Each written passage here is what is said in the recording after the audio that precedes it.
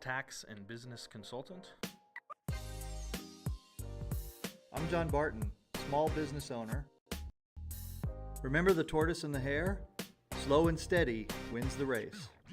We started Turtlesmith to help people start small businesses, providing information and resources to small business owners and entrepreneurs. Build a solid foundation and forge your dreams.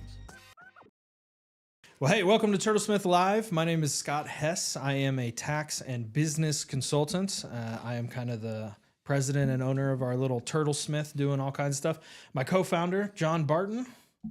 I am a serial entrepreneur. Is that what I think we call that's it? how we've been describing it. Yeah, How minister serial of is it when propaganda. you've really only had like 2 or 3 businesses? Well, but I mean, you've started a few kind of projects, and you're always looking for a good deal, you know, moving forward. But really, I think it's just your life. I mean, every time we talk, I feel like I learn a new thing about you where because you kind of had a little bit of a rough upbringing, that kind of hustler mentality, that lifestyle that kind of carried through. And I think hustler and entrepreneur are really synonyms, that kind of lifestyle and that mindset is good. Yeah, it's true. It's unfortunate that sometimes hustler gets kind of equal to con artist, Well, but I think that was in the past, but now, people are always talking about hustling now and working now and it's a doing all kinds of positive stuff. word. Yeah, if you're out there hustling, then you're trying to make it work, and you're trying to do something and get it done. Yeah. Well, what is our topic for today, Calvin? You got something good for us? Yeah, I got something. I think John will really like this one. And I'm using your phrase. I think, John, you're who I got this from. But have you ever had to fire a customer? Well, I don't know that I've ever had to fire a customer. But you had great pleasure But in doing I so. know, yeah. I'll say it like this, like Mark Twain said, I've never wished death on anyone, but I've read some obituaries with great satisfaction. Okay. So I have indeed fired customers, and I believe that even though I didn't actually have to, for my peace of mind, for my staff's peace of mind, we have had to cut ties with customers, and I like to use the phrase, I fired a customer. Yeah. Well, do you have any highlight story? You don't have to use names. You can even change a little of the circumstances, but do you have any highlights? That was one that really sticks in your memory? Yeah, I do actually. I don't know if this one counts as really firing a customer, because the guy, I guess he kind of quit. It's one of those I didn't get fired, I quit type of deals. Right. But a guy came up to me at one of the shows, and a lot of times when we do the shows, people will come up and they'll say, "Hey, I've got a problem with my pool cue case. Can you help me out with this?" We have a lifetime warranty, so that's a good spot for them to come and kind of get it taken care of, or at least get questions answered.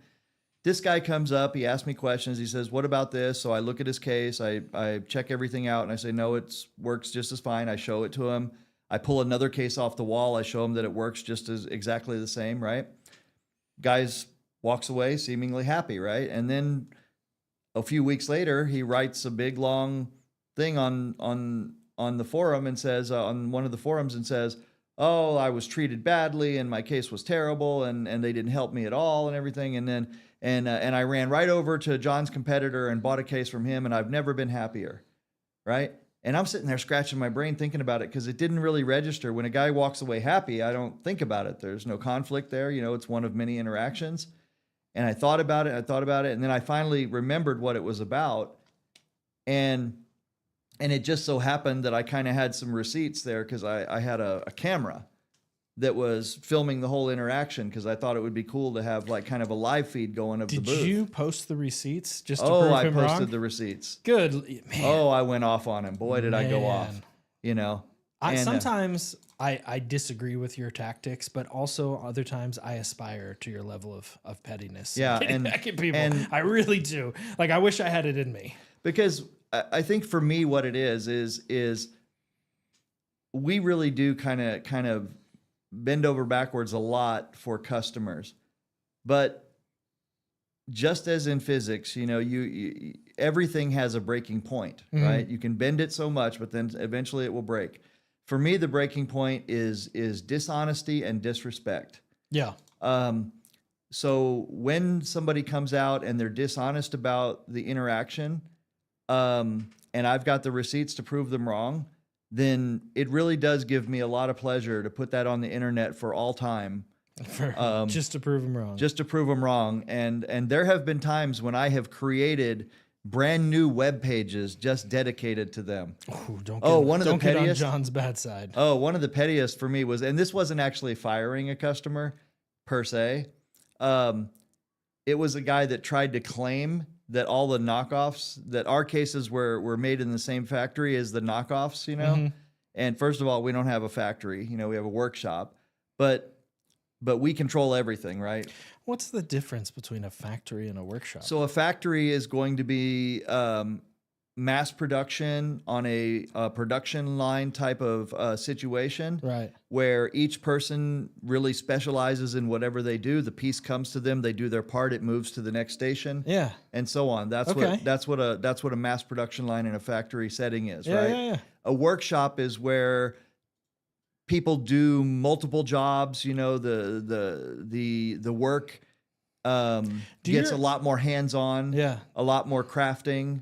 Sorry to sidetrack us here, but when you make your cases, does somebody make a case because they make them by hand with sewing machines and everything? Do they make it from start to finish the whole case, or do they make like part of it and then it switches to somebody else and that kind of thing? So in or our is it a shop, start to finish all the same person? no, we usually have one person that will guide the order all the way through. Yeah. So we have about 5 or 6 people in our workshop that they'll take on the order and they're responsible for it. Mm-hmm. So they will walk it over to the person who does, you know, the sewing of pockets or something like that. Right. And they will then inspect it, make sure it's good. You know, they're basically the shepherd of the order as it moves through the workshop. Yeah. And they will handle anything special that has to be done. You know, sometimes we have to make new patterns, things like that. So that's how interesting. our shop is set up. I've always used the word factory and workshop kind of interchangeably, but I learned something new. Yeah, it's there's definitely a difference. You know, like one of my competitors actually set up a literal conveyor belt. Ah, yeah, You know, so that's and people just pull it off the conveyor belt, do their thing, and put it back on, and it moves on. yeah. All right, well, let me jump into my story then. I had to fire a customer. It was the first customer I fired, so it really sticks in my brain. And this was in the early days of my business. I was by myself, 2017, 2018, somewhere around there. And I was just starting to get clients. I was just starting to kind of do my thing. And really, whenever you start, especially a service-based business, but really any business, your first customers, those first couple of years are always the most unsteady. And I was literally living job to job. Like if I worked on a job, I got paid. I worked on a job, I got paid. And so if I didn't get paid, it was a real disaster. I didn't get to eat that week, basically, you know, or I was just eating ramen noodles. But I had this big customer come in. It was a real hit for me. I specialized in back taxes at that point. I still kind of do, but we help people who have, you know, not filed for several years. He hadn't filed his taxes for 6 years. And so I went back through and I redid all his financials for 6 years, and I had all the tax returns put together and prepared, and I charged him ludicrously low because, like, again, I was just starting out. I did not value myself high enough, so I charged him quite a bit less. And then I even worked out a payment plan with him. I was like, you know, you got to pay me like $1,000 up front, and then, you know, like $500 every couple of weeks, and then we should be good. And so he made the first payment. So I stupidly kind of did all of the work ahead of time rather than piecemealing it out a little bit. And I ignored some other jobs that I could have taken and got paid on. But he stiffed me. And he goes, man, I'm so sorry. I got stiffed on a job. I'll get you next week. Okay, fine. So next week turns around, same story. I didn't quite get paid. I got to get you next week. And okay, fine. So by this time, I've kind of moved on to other jobs, but I still haven't got paid yet on those because it takes me a while to complete them.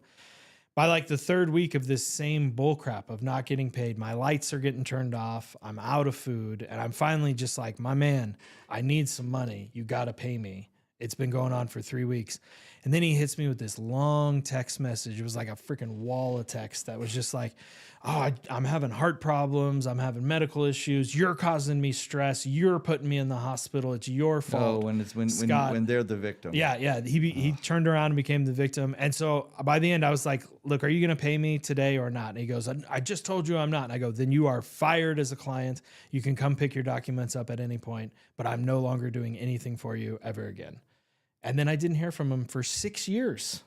6 years I kept his documents in a little He's tote. lucky you didn't file some amended returns. And then never would do that. That's petty Of where I go to course. jail. Of But course. anyway, he finally came like 6 years later. I had all his documents up front. He didn't say a word to me. He just picked them up and left. That was the end of that. Oh, I'm sure inside he was a little bit embarrassed that he had to show up. But these people, man, it's like the entitlement sometimes is crazy. Especially like in today's political climate. Man, if you're on the wrong side of your customers' like political beliefs and you dare to speak it out, Yeah. oh my God. The one thing that I get all the time is, why don't you stick to making cases? And I'm like, why don't you stick to picking up dog poop or whatever it is you do? What makes you a political expert? You know what I mean? I'm like, Well, you cannot have an opinion. we're doing a business transaction here. You want me to make you a really good pool cue case, right? Yeah, you And I can't- want your money. But you can't have any other opinions. Yeah, You gotta like, be neutral. you're not paying me so that you own me. Right. Don't confuse me with like a stripper who pretends to like you for money. Oh, right. Fair enough.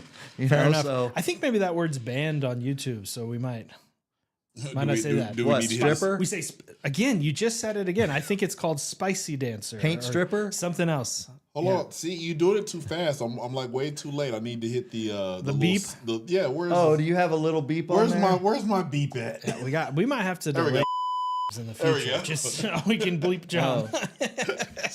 Are we allowed to say? No, Are just don't are we even. Just allowed to don't even say go. See, I got that one. No, it is hilarious. Sometimes I watch these guys, and at first I was confused, obviously, because of my age and the younger generation, and everything, and they were saying all these words like grape, No, yeah, don't I say said the real. grape. Yeah, but don't say the real world. We're getting in trouble. I understand, right? And we're live. We can't even take it out. I know, man. You're killing me. Right. All right, I have one last question before we get to questions. Yeah. and Let's just answers. move forward. All right, so on the flip side of that, have you ever had a situation where a customer had a valid complaint? You were in the wrong as a business owner, and what's the best way for people to deal with those situations? Let me Okay. jump on this Yeah, one first. you go first. I have 1,000% made a mistake on a tax return. It absolutely happens. I do a lot of stuff to double check, but a lot of this stuff is taking paper documents and transferring it into a computer system. And so there's a lot of ways to reconcile and double check and everything like that. But sometimes you misplace a digit, sometimes you make a mistake, and it just happens. In my opinion, and you might differ on this, if you make a legitimate mistake as a business owner, there's only one way to deal with it. You just admit it straight up. Just be honest. Say, I made a mistake. I really screwed up. Here is what I'm going to do to fix it for you. And if you just do that, 9 times out of 10, you're going to be fine. Most people aren't even really that mad. They just understand that a mistake happens and you just move forward. That's my opinion on it. For you making a mistake. Yeah, anyway. I don't think that you will actually be surprised that I 100% agree with you on that. Sometimes it's a bitter pill to swallow. Yeah. When you made a mistake, and especially, so this has happened to me a couple times. This actually, a similar situation happened a few weeks ago. Customer calls in, he's very rude, and I am ready to fire him. Trust me. One of the things that pisses me off is if you call my staff and you go off on my staff disrespectfully, then I don't care what the problem is. I'm ready to fire your ass. I tell all of our employees, you do not get paid enough to get yelled at. Right, I get paid exactly. enough to get yelled at. So as soon as somebody starts yelling, you hang up or just give the phone to me. Exactly. And it's always 100% of the time, in my experience so far, it's always that their tone changes when they get the owner on the phone. Yep. And by the way, people out there watching, if you're this kind of a person that I'm about to describe, Stop being that person. I'm going to stop being that person just stop it. because I was going to say something else that definitely would get us banned on YouTube. Yeah, please don't. And because, stop being this kind of a person. And I'm going to describe it to you. You call up and you talk to my female staff very demeaningly, very disrespectfully. And then when I get on the phone, your whole tone changes, And that really upsets me. But here's the thing with this guy, right? All right. What makes it worse for me is when they're actually right. You Yeah. know, like when I dig into it and I have to say, you know what, guys, we actually made a mistake here. You know, we could have done this better. Mm-hmm.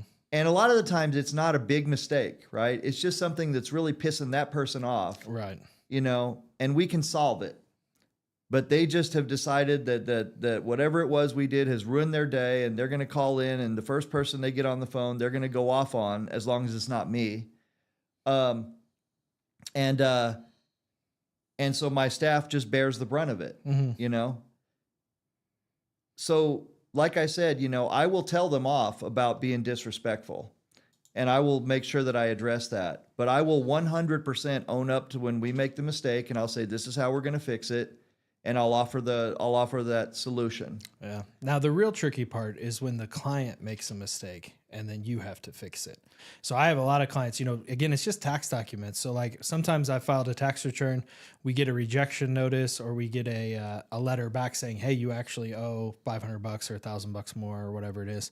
And they're like, what? They hit me up just in a fury. Like, what the heck is going on? You did why do I owe more money? And then we look into it. I'm like, well, man, you forgot to give me this. You forgot to tell me about this $5,000 you got for a retirement distribution. And they're like, oh, you know, and then I got to go file it. So we just file an amended. We can always fix problems. It can always fix a tax return, but that's really the big question. And I'll tell you, from personally, if they're nice and it's an easy fix, I just fix it. I don't charge them anything. But if they're a dick, or they cuss out my employees, or they cuss out me, or they come at me hot and angry, we just do a whole new filing fee. So if you do have a problem as a customer, be polite. Yeah, be polite, be nice. Yeah, you know, you never know. If it's your fault, you're going to get charged. Right. You know, I often tell people like this, and I think this kind of applies to you as well. Mm-hmm. I often say this: we currently handle about 400 custom orders in the pipeline at any given time. Yeah, because you're like 12 weeks out, right? Yeah, we're like 12 to 14 weeks out right now. It's a lot of orders going at once. And and so I tell them, I say, my staff has to handle, think about all the details on the order. Mm-hmm. Yeah, because each one of them are custom. Each one's custom. Completely different. So yeah, that's a lot of details. Yeah, and we've got like 18 points. I mean, we literally have billions of color combinations and decoration combinations and everything. So it's a lot of data to keep track of. Right. And then there's, you know, the communication is usually, some of it's through email, some of it's through text, you know, some of it I think the customers think is through telepathy. That's a common theme among customers. Yeah. And I suspect that it's similar to you, because you handle, you know, hundreds of tax returns and things, and then that must be so many details to try to keep track of. Yeah. And I tell the customer, I said, you have one custom order to keep track of. Right. You know, so when we ask you to please confirm these details, we expect you to give it the due respect and time that it deserves, you know, like more than 30 seconds. Don't just immediately send us a message back and say, okay, looks great. Right. You know, and then 5 weeks later, after we've done 3 more steps, you're like, oh, wait a minute, you guys missed a handle, or you missed a color on a zipper or something. Yeah. You know, or the customer assumed that we, you know something. Like a lot of times we'll get the details right. Everything will be perfect, exactly as they ordered it. But the customer will have something in their mind that they wanted to say that they didn't say. Right. You know? Right. And so, yeah, that's, you know, that's one of the things where customers just need to be more on top of, you know, paying attention to what their role in the transaction is. That's a good comment. Yeah. All right. Well, we're going to get to some questions here. And while we go through these, we got about 3 that I see down here in the chat right now. If you are watching at home and you do have any small business question, whether it's about the topics that we're talking about or just any general small business question, feel free to hit us up in the chat. Or if you'd like to buy a piece of land in Veneta. Yeah, there's going to be a lot for sale. Don't listen to John. Okay. That was a reference to a different podcast. No, you guys, and actually, I'm glad you said that, because make sure you check out, I know our podcast for this week just dropped, but next week we have a really cool story that we're going over. So remember that John mentioned Veneta, and you'll be right on playing with everything else. So first question. How would you de-escalate an aggressive customer? It's a tough one, and it really depends on the customer. But I've had a few customers yell at me, and my go-to is always like, I'm going to hang up the phone if you continue talking to me like this, or like I'm not going to have a conversation with you if you don't calm down.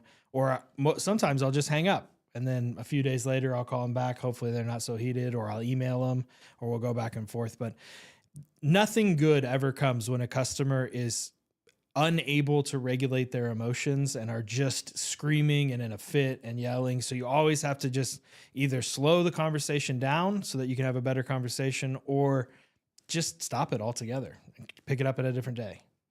I have had that level of customer interaction exactly once. Mm-hmm. And I literally did that. I told the customer, I said, I'm not going to sit here and let you talk to me like this.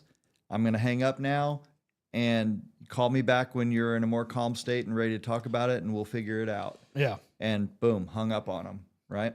Guy called me back right away. I picked up the phone, hung right up. I didn't even say a word. And we did actually get past that, you know?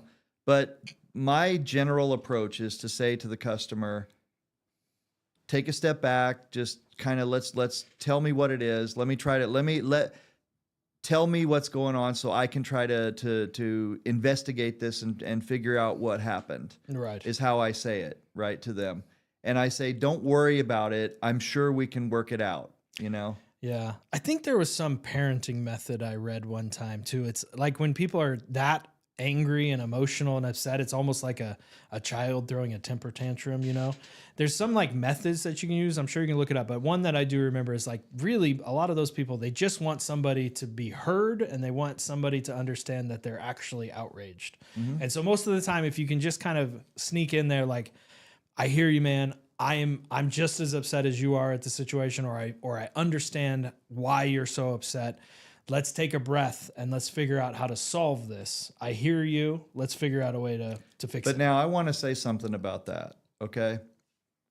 You have to mean it, okay? As a small business person, when you say that to people, like, let's figure this out. I understand you're upset. Let's figure out how to work it. You have to mean it. Oh yeah, because a lot of these, sorry, I'm trying to get us banned again.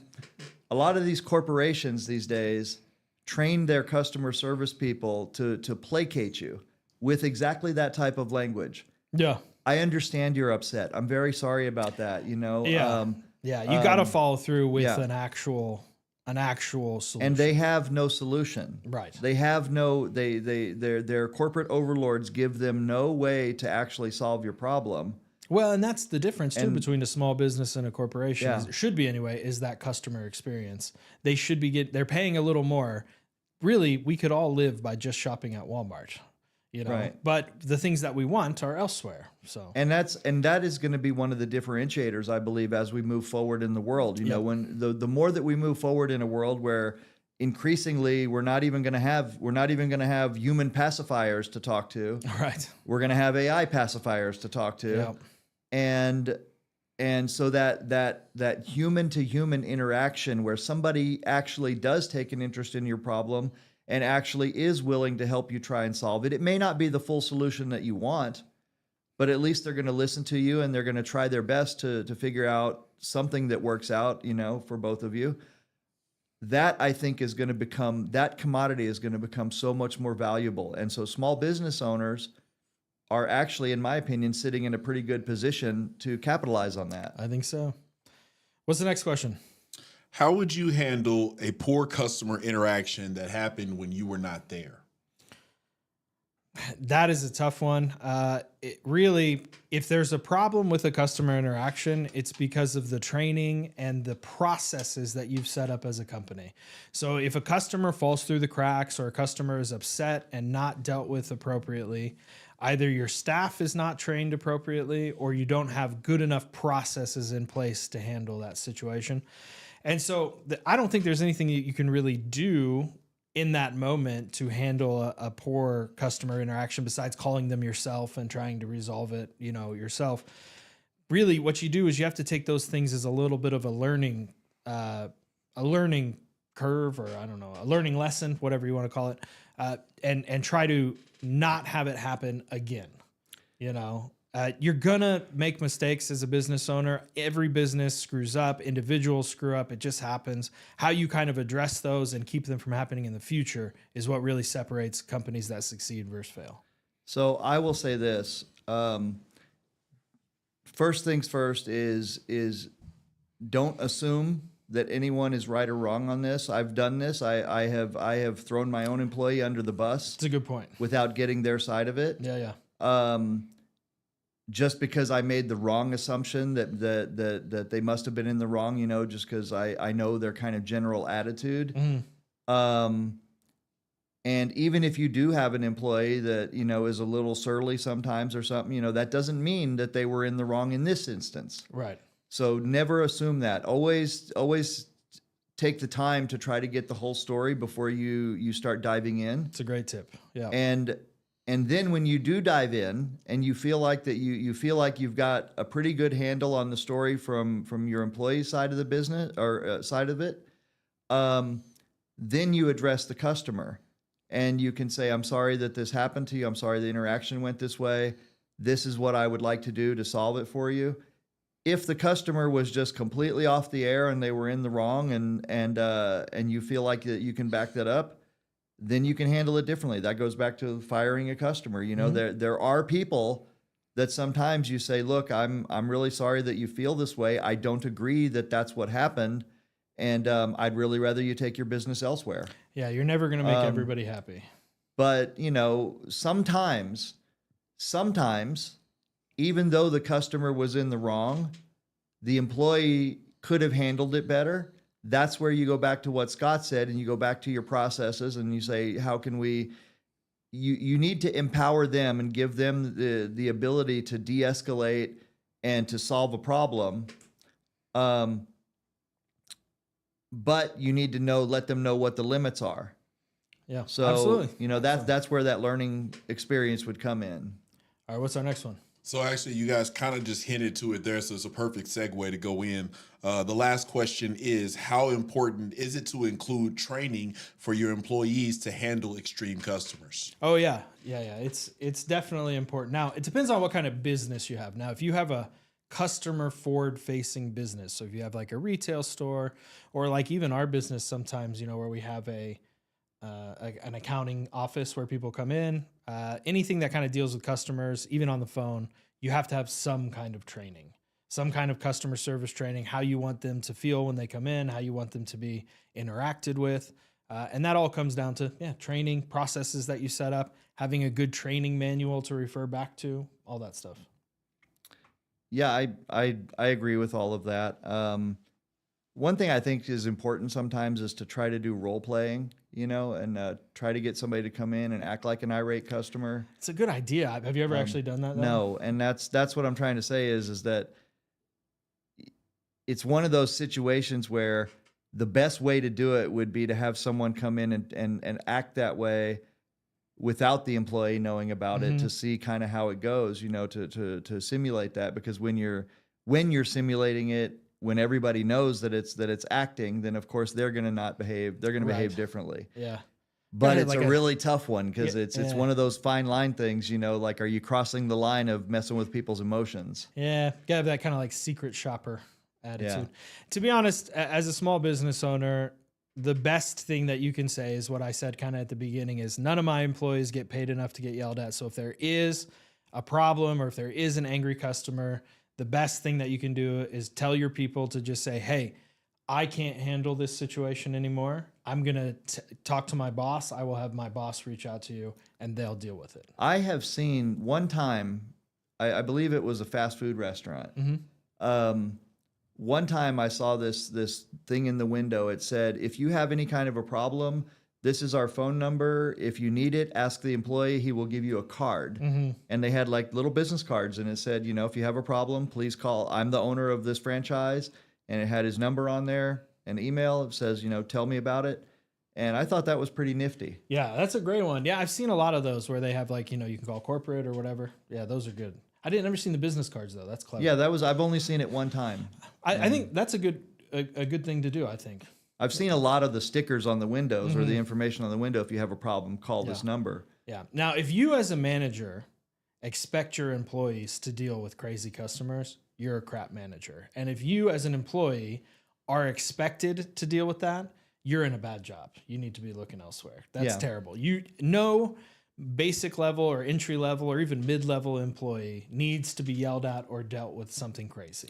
Now, my employees are empowered to ban people. Yeah. Okay. Oh, really? That's great. Yeah. They are At empowered to Chester's. ban people, but I tell my employees, I will, if the customer reaches out to me, I'm going to listen to their part of the story, and I may unban them, Right. but I will have a discussion with you as to why. Yeah. So I don't want to, give people the idea that they can just go around my employees Barring and come to anybody they me. want. Yeah. And I don't want to give the customer or my employees the idea that they can just bar anybody for any minor infraction. So there's got to be some give and take there. Yeah. But in the moment, they do have the ability to remove somebody and say, you are banned from the property. We can talk about this later, or if you don't like what I did, talk to John. It's perfectly fine if they want to say that. And I've had customers do that. And I've gone to the customer. There's been a few times when I've taken the customer outside and I said, look, man, you were in the wrong here. Right. That by all rights, we should just ban you and we don't want your business, but you're cool. You're generally cool. I'm going to act like, I'm going to think that you probably had a bad day and you took it out on my guy. I'd like you to apologize. If you agree with me that, you were in the wrong. And I think that 99% of the time that I've done that, they have gone right back in and said, hey man, I'm sorry about that. I acted like a dick. And it's been all cool from there. Right I think on. I've had maybe 1 or 2 times when somebody's just been adamant that they weren't in the wrong. And I was like, let me give you the addresses of our competitors. I'm sure they'd love to have you. Yeah. And empowering your employees to be able to handle this situation, but you having the ultimate decision. That's a great way to do it. Yeah. Great So, process. that's how we handle it. Absolutely. That's a great process. Any other questions? No, but I'm thinking about calling into work tomorrow, and I'm going to start John's idea of the secret Karen shopper. And so, I think I'm gonna take that idea and run with it. Just what, calling I'm not even sure how you meant that. No, I mean I'm gonna go find a whole group of people, and they're gonna go around and they're gonna cause ruckus in people's things as a training program in order to train their employees how to deal with different customers. You know what? And Not we're a bad gonna- business plan. I support it. And we're gonna call it Secret Karens or Karen's Secret. Ooh, I like that. I think you know might want to what? workshop the name a little bit. Yeah, well. But no other questions. You guys can go ahead and wrap it up. Just check us out on turtlesmith.com. Wednesdays, our podcast drops. Friday, the best podcast Sense of Direction drops. We're live every Thursday. If you have any pressing business questions, you can email us or hit us up on any of our socials, or come to the live and ask in the chat. It's turtlesmith.com, @turtlesmithok on all the socials. That's it. Yeah. We'll see y'all next time.